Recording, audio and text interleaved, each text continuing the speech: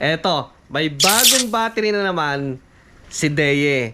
Halimaw guys!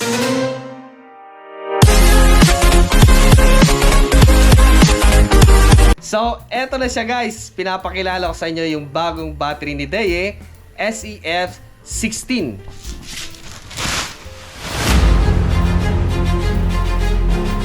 So, si Deye SEF16 po ay naka-lithium iron phosphate po siya. At 51.2 volt, 314 Ah, equivalent of 16 kilowatt hours. So, ito yung mga included sa loob ng box ni Deye. SEF16, yung kanyang guide para sa wall mount. Yung butas. So, hindi mo na tinatsambahan na minsan namamali. Then, yung kanyang user manual.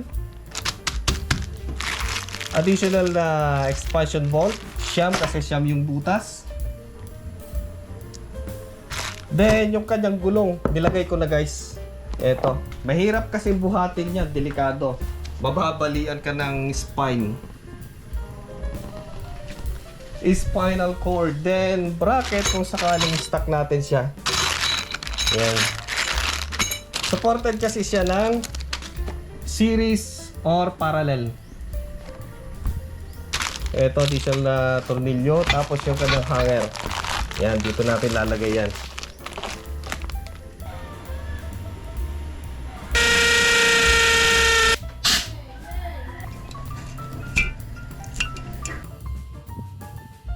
Then yung kanyang cable para sa kanyang battery na number 1. Ito, binuksan ko itong isa. Yan, tapos yung ground wire. Number 1 guys, yung kanyang wire. Red and black. Then meron siyang COM cable dito. Laking wire oh. So yan, yung kasama sa loob ng box ni Deye. Doon tayo sa ano, battery mismo. Ito yung kanyang output. Red and black. So ayan, dalawa yung kanyang tornilyuhan kung sakaling i-series natin or parallel. So nandito yung kanyang COM cable, tapos yung kanyang switch. Subukan natin. Yan, may 5 LED dito para sa kanyang SOC. Then run and alarm. So nakanda na siya ngayon. Tapos meron siyang hawakan dito. Pero wag niyong susubukan buhatin mag-isa. Mababalian kayo guys ng spinal cord. Ang bigat nito. Ito guys ay 314 Ah, 16 kWh, 51.2 volt DC. Yung kanyang maximum charge ay 160. Then yung kanyang discharge current ay 230 ampere. IP21. May gusto akong subukan dito guys. Hindi kaya tutukod to kung sakaling lagay natin yung COM cable. Tutukod kaya itong takip. Mas maganda nakatakip siya eh. Para hindi pakialaman ng bata. Baka may pindutin nilang gano'n. Eh loaded yung system. Biglang magkakaproblema. So try natin. Hindi kaya tutukod. Yung kumbaga tutukod yung gano'n oh. Try. Hindi. Ayos. Try natin. Tapos saka nating takpan. Ayos! Ayos na ayos!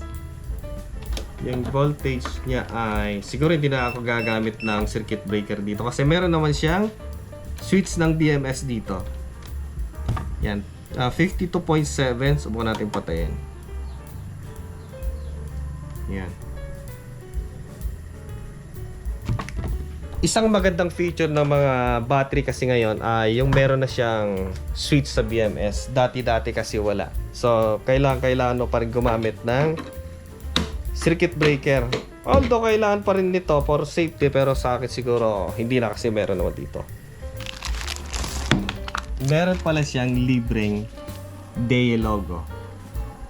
So, kapag ito ay nakita nyo yung kakalat-kalat dyan sa daan, sigurado ako guys, si Juan Dilasag yan.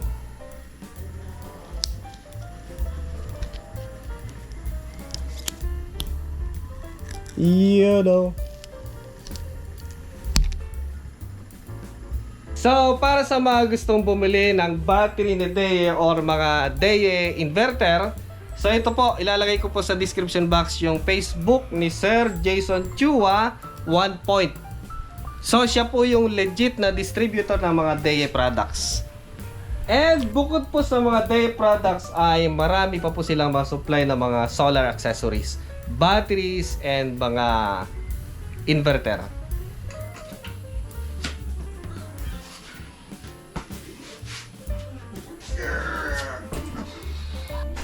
So, hindi kasi natin pwedeng tapusin itong review na to na hindi natin siya binubuksan. Gusto kong makita, alam ko marami din may gusto makita yung loob niya.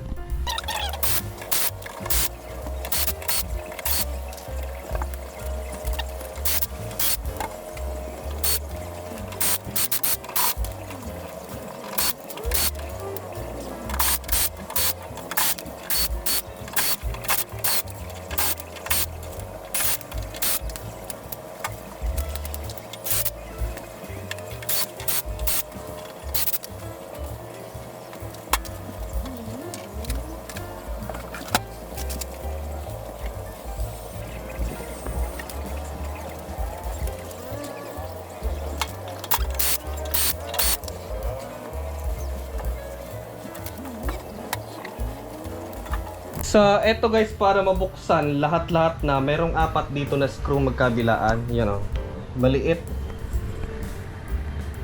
Tapos, ang gagawin natin ay i-slide natin pa ganun. Tutulak natin pa ganun. Konting jog mo lang ganun, tapos tulak mo ganun para ma-unlock siya. Wow! Wala pa, may takip pa pala. So, yan guys. Ready na ba kayo makita ang laman ni DEYE SEF16L? Ito nga pala guys ay may 3 variant. Ito ay si SEF16L. Yung nandun lang sa ibabaw yung kanyang SOC indicator. Tapos yung isa ay yung E. Nandito sa kanyang harapan yung kanyang SOC indicator. So malamang ay naka-indicate din doon yung kanyang mga fault. Then yung isa ay yung C. So mismong logo na mismo yung may display. Yung percentage, SOC, yung kanyang error code. So eto na. Eto na guys, totohanan na to talaga. Ito guys yung laman ng F16L. Boom! Grabe ang lalaking cells. 314 ang isa. Ulala. Super. Ang tataba. Sigurado kahit 3 araw nito, di ako maubusan ng energy. Iba talaga kung gumawa si DEYE kasi nga, ang linis. Napakalinis. Wala kang makikita mga wirings dito. Napakalinis. Tapos napakatibay ng kanya yung kaha. Meron siyang aluminum bracket dito kasi nga pag nakatayo, nandito lahat yung pressure.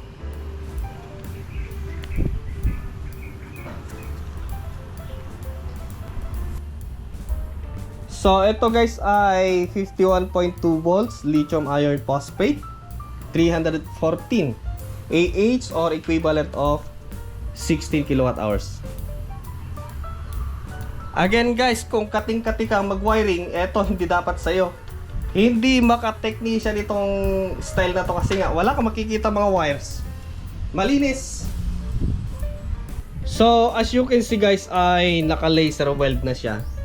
Wala kayong pangamba-overtime na magkakaroon ng loose kasi nga hindi siya ditornilyo. Yun nga lang kasi talaga ay wala na tayong mapapakialaman dito. Magkakasakit tayo dito. At isa pang napansin ko dito ay naka-spot 12 na yung kanyang balancer. So sa tingin ko sa ganito kalaking battery ay meron na siyang built-in active balancer. Ayan. Tapos ang linis guys, yun oh, wala kang makikita ang kakalat-kalat na wires. Dito lang oh, yan oh, tapos napakaayos pa. Yun oh. Lupit ang lalaki guys ng kanyang cells. Nagtataba. Tapos yung mga bus bar niya guys, ang lalaki. Iyan oh. Ang lalapad. Sulit. Then dito sa dulo ay meron siyang aluminum bracket. Ayun. Tapos naka-brace siya guys, naka-bracket siya. Talagang inipit siya na gusto para hindi siya gagalaw-galaw. Hindi alog-alog kapag tinutulak natin. Nandito yung kanyang BMS. Laki ng BMS niya oh. Tatanggalin ko pa sana kaya lang mas maganda hindi na.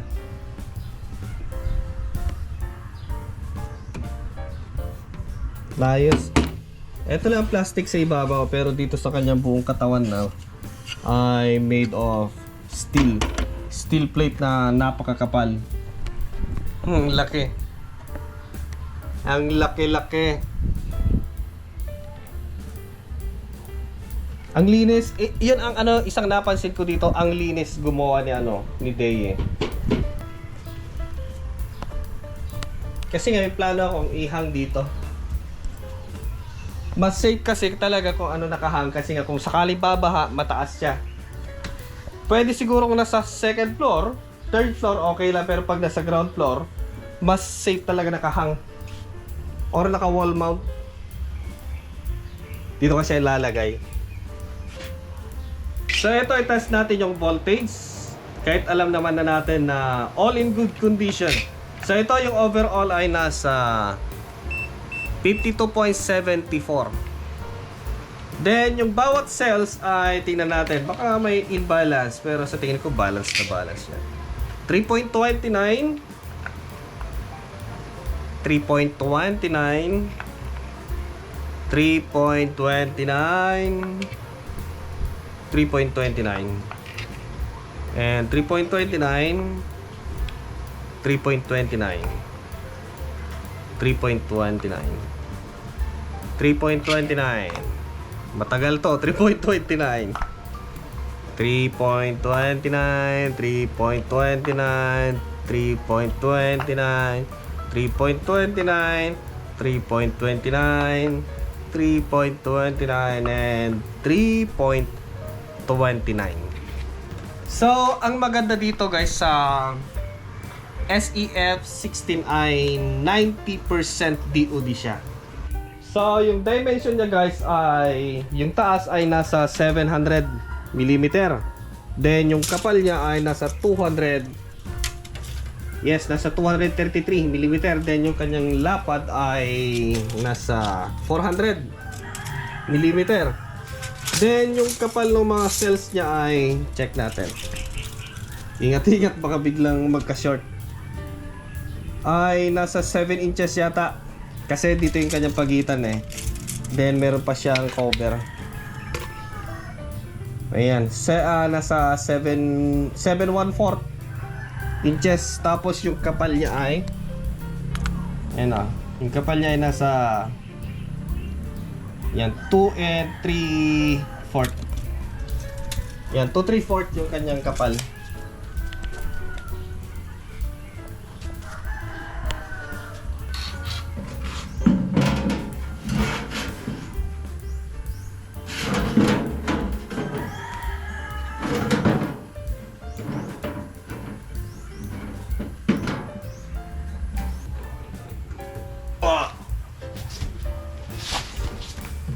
So, for now ay dito muna siya sa baba, then itataas ko rin siya. And next video ay install natin at susubukan natin i-power up kay Deye.